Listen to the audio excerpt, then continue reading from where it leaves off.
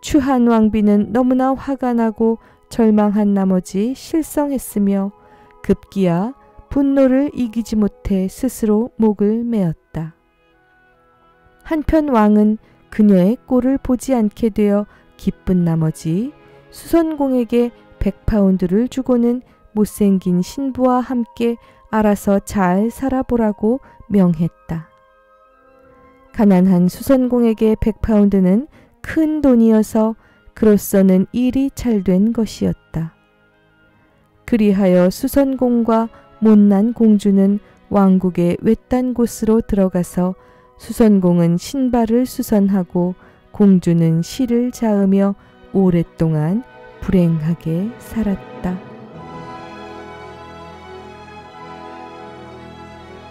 안녕하세요. 달고나입니다. 오늘은 영국 민담 황금머리를 김포의 카페드 첼시의 멋진 영국 도자기를 감상하며 읽어보려고 합니다. 카페드 첼시에 가보면 영국 찻잔뿐만 아니라 영국 도자기들이 가득한데요. 영국식 콩차를 마실 수 있는 룸이 따로 마련되어 있어요. 요즘 대형 베이커리 카페들이 많잖아요. 여기 카페드 첼시는 그 내부 공간도 크지만 외부에 산책할 수 있는 그런 정원이 마련되어 있어요. 한번 그쪽 서쪽과 가까우신 분들은 방문하시면 좋을 것 같아요. 영국 민담 황금머리는 여러 영국 동화나 소설의 원조격이 되는 느낌입니다. 선한 공주와 나쁜 계모, 또 나쁜 계모의 딸이 등장하는데요. 선한 공주를 도와주는 정령들이 이야기에 등장합니다. 우리가 잘 알고 있는 백설공주나 잠자는 숲속의 미녀 등 공주 이야기의 어머니이겠죠. 그러면 영국 도자기들을 둘러보시면서 영국 민담 황금머리를 들어보실까요?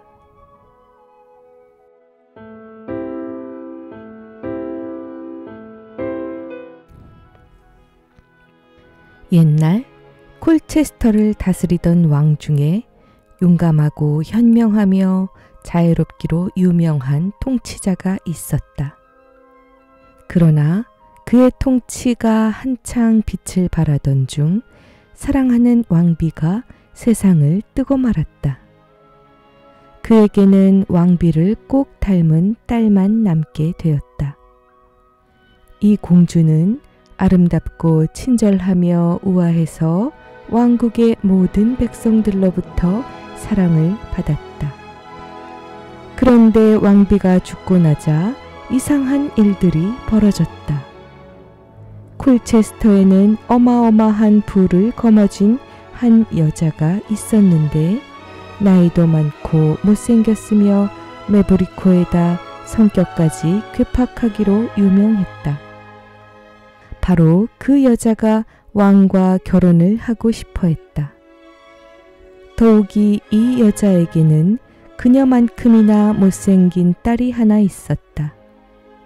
왕비가 죽은 후 몇 주 지나지 않아 도대체 누구도 이유는 알 수 없었지만 왕은 이 추한 여자를 새 왕비로 맞아들여 성대하게 결혼식을 올렸다. 새 왕비가 궁정에 들어와 맨 먼저 한 일은 왕과 아름답고 친절하며 우아한 공주 사이를 이간질한 것이었다. 당연히 못생긴 왕비와 그녀의 추한 딸은 아름다운 공주에게 심한 질투를 느꼈던 것이다. 아버지마저 자신을 등졌다는 사실을 깨달은 어린 공주는 궁정 생활을 점점 혐오한 나머지 궁정을 벗어나고 싶어 했다. 그러던 어느 날 정원에서 우연히 홀로 있는 왕과 마주친 공주는 무릎을 꿇고 도움을 청했다. 공주는 궁정 밖 세상으로 나가 살도록 허락해 달라고 빌었다. 왕은 공주의 요청을 받아들여 길을 떠날 공주에게 필요한 채비를 갖추도록 명을 내렸다. 그러나 질투심에 사로잡힌 새 왕비는 공주에게 거친 빵과 딱딱한 치즈와 맥주 한 병을 담은 보따리 하나만을 챙겨 주었다. 물론 이것은 합당한 대우가 아니었으나 공주로서는 고작 이런 일로 불평을 토로하려니 자존심이 허락하지 않았다. 그리하여 공주는 보따리를 받아들고 감사를 표한 후 여행길에 올랐다. 공주는 숲길을 헤쳐나가고 강과 호수를 건너고 산과 계곡을 넘었다. 마침내 공주는 어떤 동굴 앞에 이르렀다. 동굴 입구 바위 위에 흰 수염을 기른 매우 늙은 노인이 앉아 있었다. 노인이 말했다. 안녕하시오, 젊은 처자. 어딜 그렇게 바쁘게 가시오? 어르신, 저는 행운을 찾아가는 길입니다. 아름다운 처자, 꾸러미에 들어있는 것은 무엇이오? 빵과 치즈와 순한 맥주입니다. 어르신, 같이 드시겠어요? 공주가 웃으며 대답했다. 감사하구려. 노인은 이렇게 인사하고 공주가 권한 음식을 거의 다 먹어버렸다.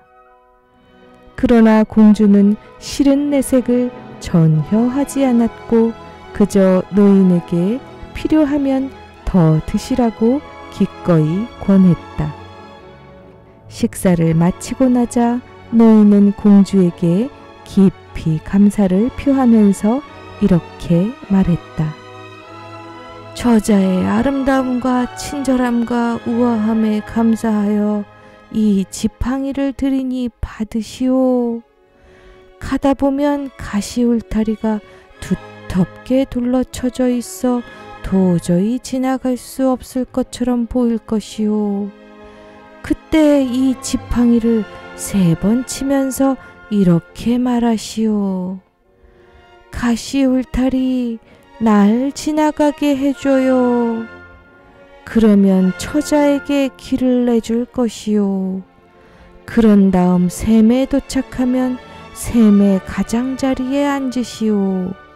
그리고 무엇을 보든지 놀라지 말고 무엇이든 요구하는 걸 들어주어야 하오. 노인은 그렇게 말하고 동굴로 들어가 버렸고 공주는 갈 길을 서둘렀다. 얼마 지나지 않아 공주는 높고 두터운 가시 울타리에 도달했다. 공주는 지팡이로 3번 두들기면서 이렇게 말했다. 가시 울타리, 날 지나가게 해줘요. 그러자 가시 울타리는 공주를 위해 넓은 길을 열어주었다.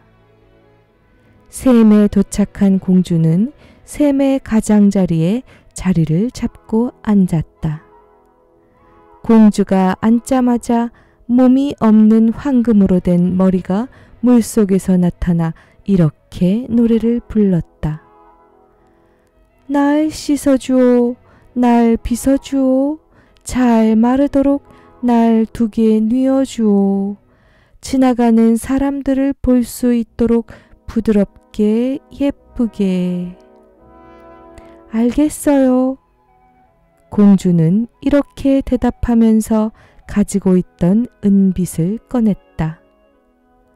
그러고는 그 머리를 자신의 무릎에 뉘고 빗어주기 시작했다. 공주는 황금 머리를 부드럽게 들어올려 빗질을 하고 나서 잘 마르도록 앵초 2개 뉘었다. 그렇게 하자마자 또 하나의 황금 머리가 나타나 이렇게 노래를 불렀다. 날 씻어주오, 날 빗어주오, 잘 마르도록 날 2개 뉘어주오. 지나가는 사람들을 볼 수 있도록 부드럽게 예쁘게. 알겠어요. 공주는 이렇게 대답하고 나서 황금머리를 빗질하여 앵초둑 위에 있는 첫 번째 황금머리 옆에 부드럽게 뉘었다. 그러자 세 번째 머리가 샘에서 나타나 똑같이 노래를 불렀다. 날 씻어주오, 날 빗어주오, 잘 마르도록 날 두게 뉘어주오. 지나가는 사람들을 볼 수 있도록 부드럽게 예쁘게 기꺼이 해드리죠.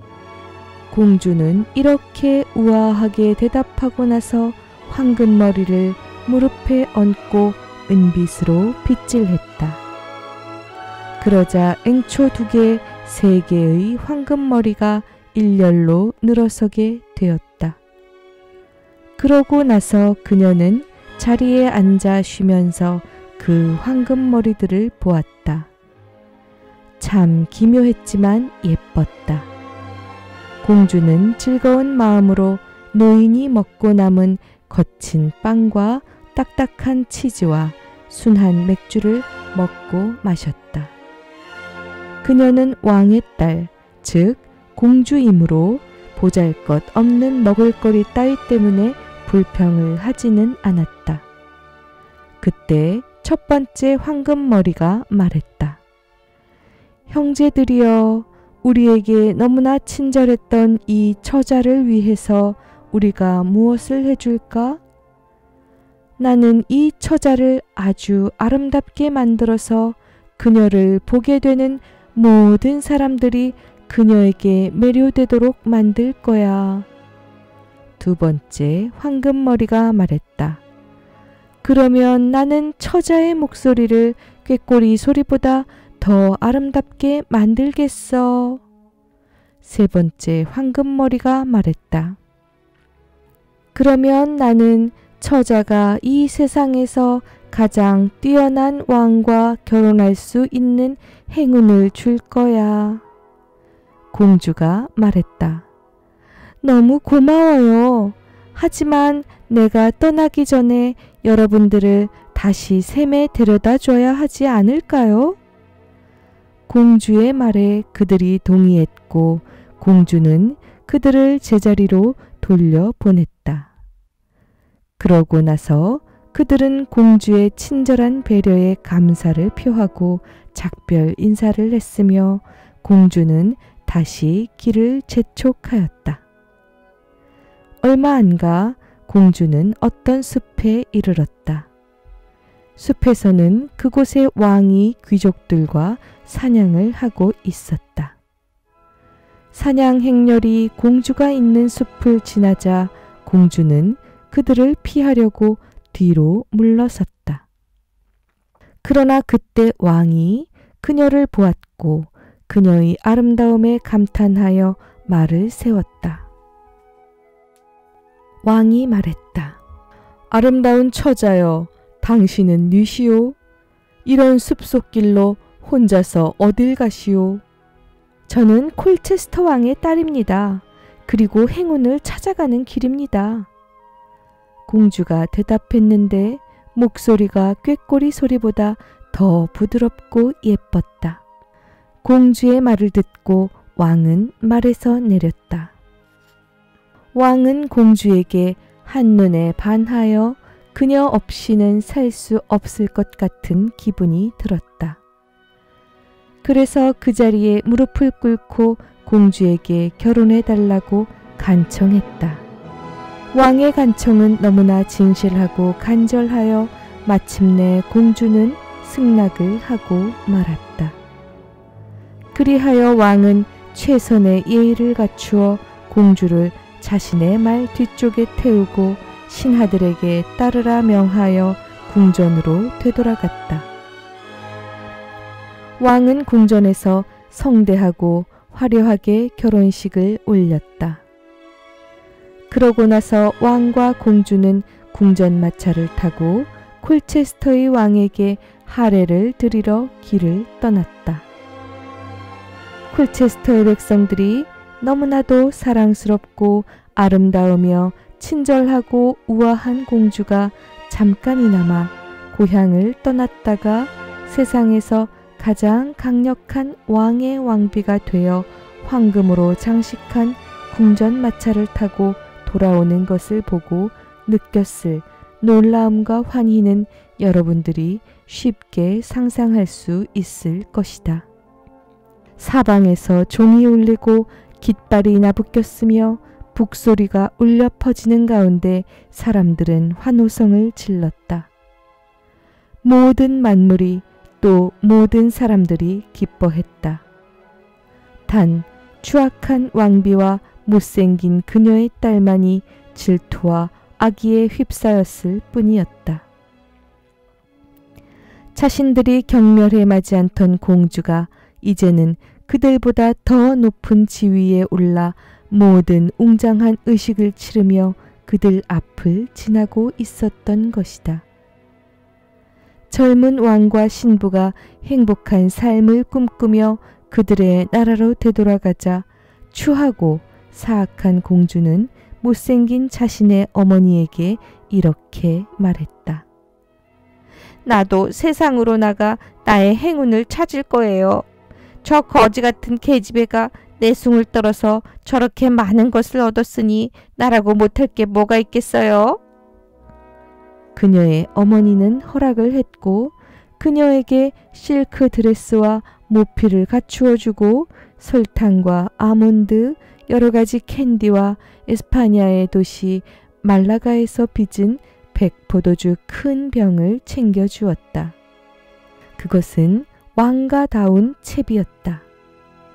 채비를 다 갖춘 못생긴 공주는 길을 나서서 그녀의 의붓 자매가 지났던 똑같은 길을 밟았다. 그녀는 얼마 후 흰 수염의 노인을 만나게 되었다. 노인은 동굴 입구의 바위에 걸터 앉아 있었다. 노인이 인사했다. 안녕하시오.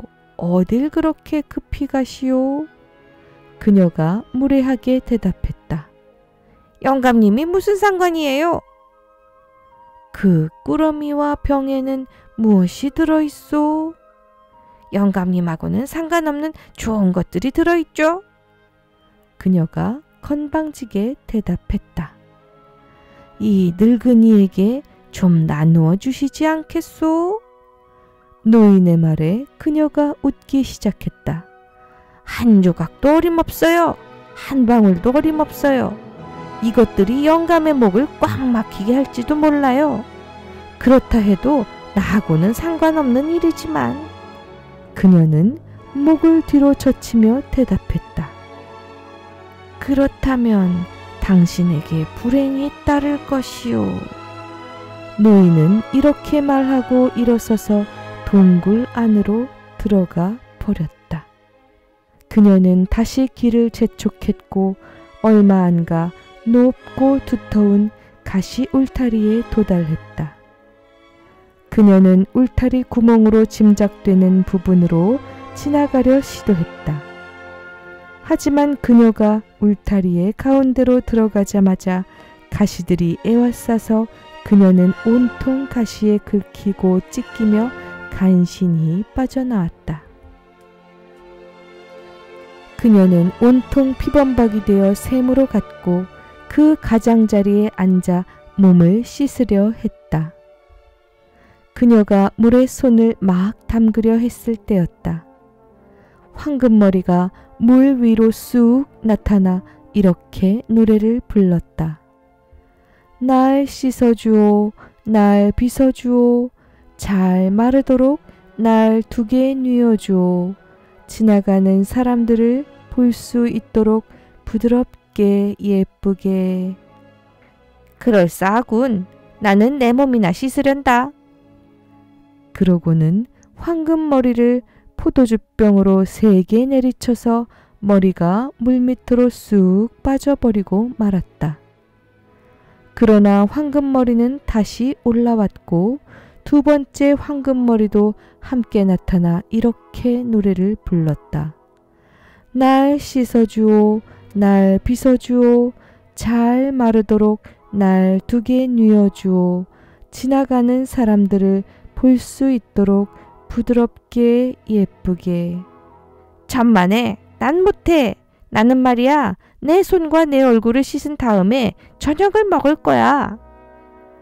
그녀는 이렇게 이야기하고 두 번째 황금머리도 포도주병으로 똑같이 잔인하게 내리쳤다.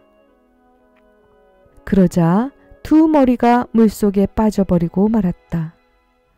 그러나 두 황금머리가 물을 뚝뚝 흘리며 어렵사리 물 위로 다시 모습을 드러냈을 때 세 번째 황금머리도 함께 나타나 이렇게 노래를 불렀다. 날 씻어주오, 날 빗어주오, 잘 마르도록 날 두게 뉘어주오. 지나가는 사람들을 볼 수 있도록 부드럽게 예쁘게.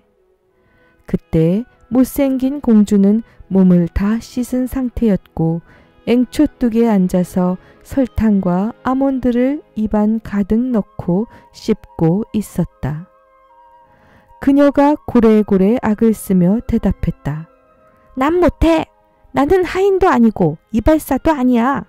그러니 너희들이 알아서 씻고 빗고 하란 말이야. 그러고 나서 그녀는 다 비운 말라가 포도주병을 새 황금머리에게 던져버렸다. 그러나 이번에는 황금머리들이 물속으로 빠지지 않았다. 그들은 서로를 보면서 이렇게 말했다. 이 못된 처자가 저지른 무례함에 대해서 어떻게 해줄까? 그러자 첫 번째 머리가 말했다. 나는 그녀의 못생긴 얼굴에 얼룩덜룩한 반점을 채워주겠어. 두 번째 머리가 말했다. 나는 그녀의 목소리를 거친 까마귀 소리처럼 만들어서 입안이 가득 찬 것 같은 소리가 나도록 하겠어.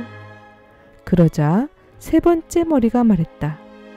나는 그녀가 구두수선공하고 결혼해도 감지덕지하게 만들겠어. 새 황금머리는 샘물 속으로 사라져버렸고 더 이상 보이지 않았다. 그리고 못생긴 공주는 다시 길을 떠났다. 허나 보시라. 그녀가 마을에 왔을 때 아이들은 반점투성이의 못생긴 그녀의 얼굴을 보자 겁에 질려 소리를 지르며 도망갔다.